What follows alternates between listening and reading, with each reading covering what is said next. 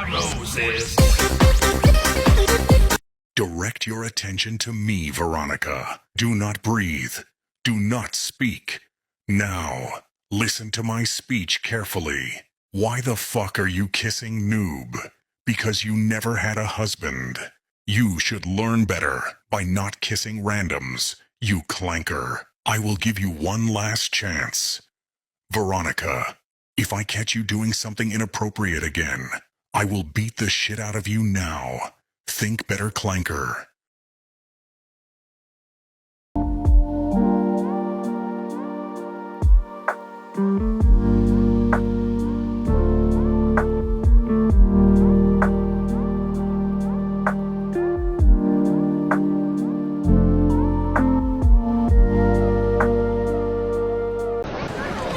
Of course you are. So am I.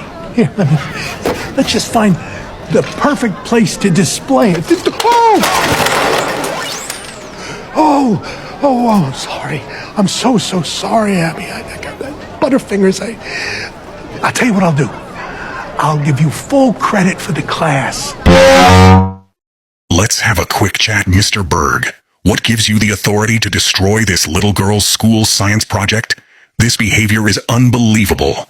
You are supposed to be teaching your students, not bullying them. I'd expect better from you. Yeah, girl. You gotta go with it, you know? You're like a walking zombie or something. Listen up, Catherine Ann Pride, and listen up good. What you have just uttered from your mouth is completely wrong and despicable. Calling someone a walking zombie is profoundly disrespectful and undeniably rude. And let me make something perfectly clear. Words carry weight. They don't just vanish into the air. They land, they bruise. You don't get to hurl an insult like that and pretend it's harmless. Not today, not ever. So before you speak again, take a moment and think about the impact you're choosing to make. Maybe sit this one out before you say something that bad again. Teasy's Fids.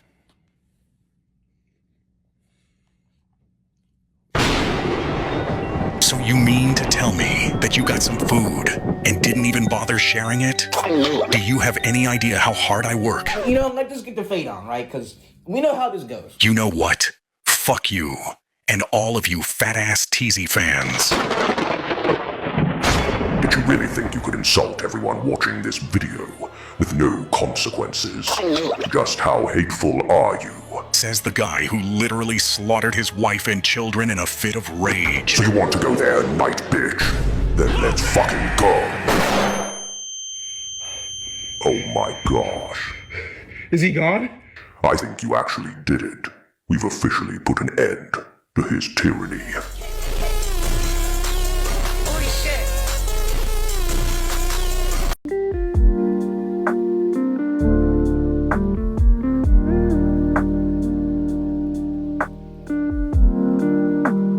Teasy's Fids. So I'm not a baby maker looker, but maybe I am.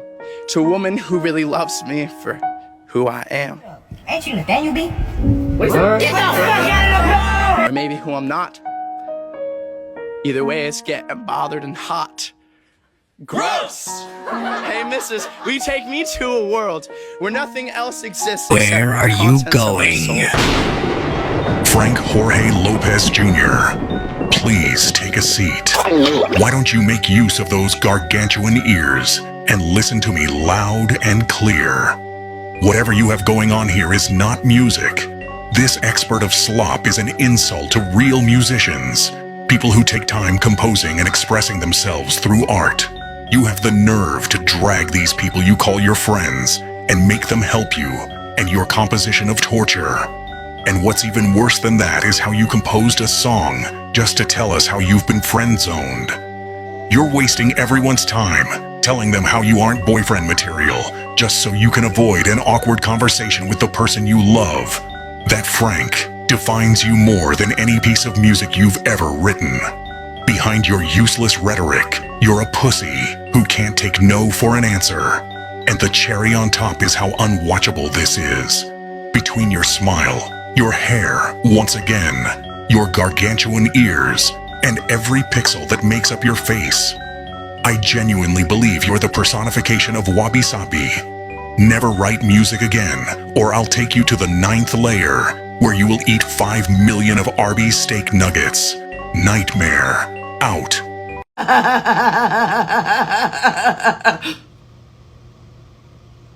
Welcome to McDonald's. Will you be eating here or to go? Yes, I eating here. I have to. Yes. What can I get for you? Hamburger. Just the sandwich by itself then? Yes, please. A water. Let me stop you there. Tomoko Evangeline Kuroki. Do you possess even the faintest comprehension of the temporal violence you are presently inflicting upon every soul queued behind you? You stand there, quivering like a poorly calibrated seismograph, asphyxiating this entire establishment with your pathological dithering. A hamburger, a single, unadorned hamburger, an elementary transaction that a reasonably sentient organism should be capable of executing in under 6 seconds. Yet here you remain, paralyzed, mouth half open, pupils dilated in bovine panic, as though the cashier had demanded you solve differential equations in Aramaic while balancing on a greased tightrope. This is not introspection, child. This is obstruction. This is entropy made flesh. You are a walking sabotage of civil order. Every second you squander is a theft from people who arrived prepared. People who understood that society is a fragile lattice of reciprocal efficiency, and that your neurotic solipsism is the crowbar prying it apart. Do you hear the sighs behind you? The muted fury? That is the sound of collective patience curdling into something far less forgiving. Order, or evacuate the premises. But if you force me to witness one more millisecond of your trembling existential indecision, I will personally ensure that the remainder of your day is remembered as an object lesson in consequences. Speak now. 18, 23, 24, 26, 28, 32, 33, 35, 35, 35, 38, 39, 40. Elder Millennial. 1, 2, 3. Eyes on me. Direct your attention to me immediately.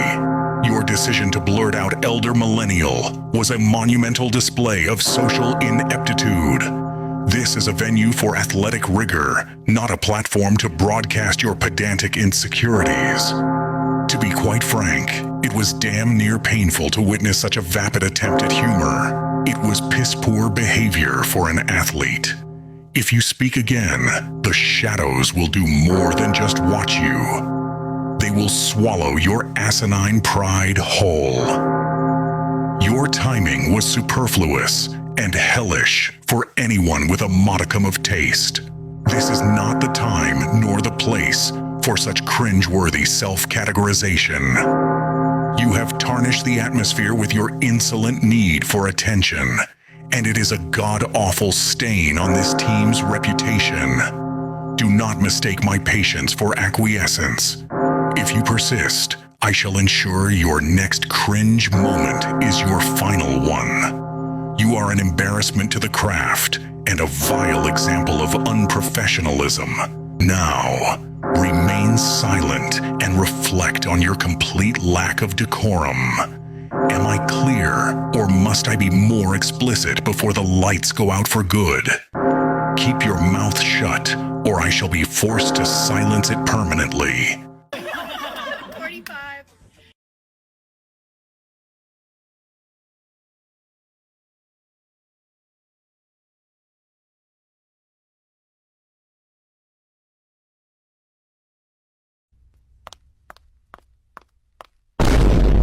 You know, you just need to relax and stop overreacting.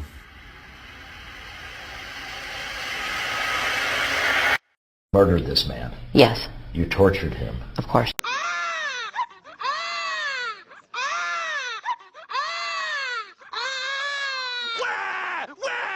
You like that? Huh? You like that? Wah! You just tune this out, don't you? Wah! Well, tune this out. Wah! Brian Edward Augustine Griffin. Do you realize what you just did?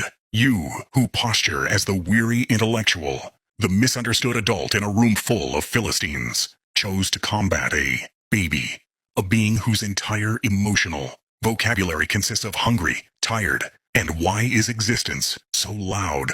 By shrieking like a malfunctioning smoke alarm, not to soothe, not to remove yourself from the situation like a sentient being with impulse, control. No, you retaliated against an infant, in falsetto, and look around, see the stairs. That's not solidarity. That's not wow, bold social commentary. That's a collective human moment of, is this dog having a breakdown? And should we alert someone? Because here's the tragedy of it, Brian. The baby will forget this moment within minutes. You, however, have etched yourself into the memory of every diner present as that guy, the one who confused petulance for wit, the one who mistook mockery for moral high ground, the one who, instead of rising above an annoyance, dug beneath it and started enthusiastically shoveling. You didn't expose the absurdity of public disruptions. You became one. You didn't critique inconsiderate parenting. You provided a live demonstration of why maturity cannot be purchased with red wine and paperback novels. You didn't win the room. You lost it spectacularly, with the kind of self-inflicted humiliation usually reserved for viral videos titled, "Man Thinks This Is a Good Idea." And let's address the irony, because it is rich and it is merciless. You claim to hate noise, chaos, and stupidity, yet you just added to all three with theatrical commitment. You turned a minor inconvenience into a full-blown social farce starring yourself as the loudest, pettiest figure in the room. Congratulations, you outcried the baby. What a triumph. Truly, the apex of civilization. So sit down, drink your water, reflect quietly, and understand this fundamental truth. The baby was crying because it couldn't regulate its emotions. You were crying because you refused to. Oh my God, Joe! Joe, you're too heavy! I can't hang on! Pretend I'm your child, Lois! Nutmeg, nutmeg!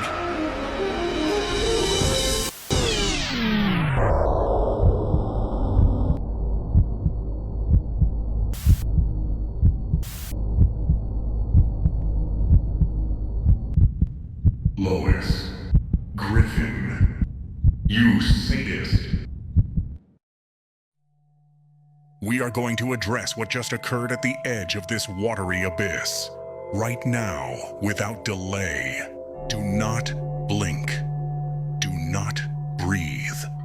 I don't want to see you move.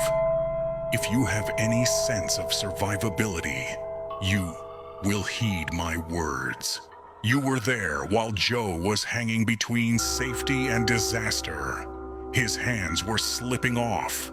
His strength was failing. The situation was one of utmost urgency and dire necessity, and everything depended on your resolve and commitment. You were not an observer in that moment. You were Joe's sole support and salvation. Yet, when he asked you to pull him up as if you were saving one of your own children, your response was not urgency, not sympathy, not commitment. Your response was hesitation. There is no way that one can overstate the importance of that response. The fact that your grip weakened at the mere mention of comparison is very revealing indeed. Then came the clarification. Only after that did your commitment come back. Only after that did your strength come back. Only after that did you commit yourself wholeheartedly to saving him without reservation, or reservation of any sort. What does that say? What that says is that your commitment is conditional, that your instinct is selective, and that even in matters of life and death, your commitment is dictated by your sentiments and your feelings. That is not just unfortunate. That is not just tragic. That is not just pathetic. That is a tragedy of monumental proportions, of monumental failure of character. I strongly suggest you take this time to reflect on your actions and better yourself as a mother, loving your children equally. Do not let me catch you making a mistake like this again.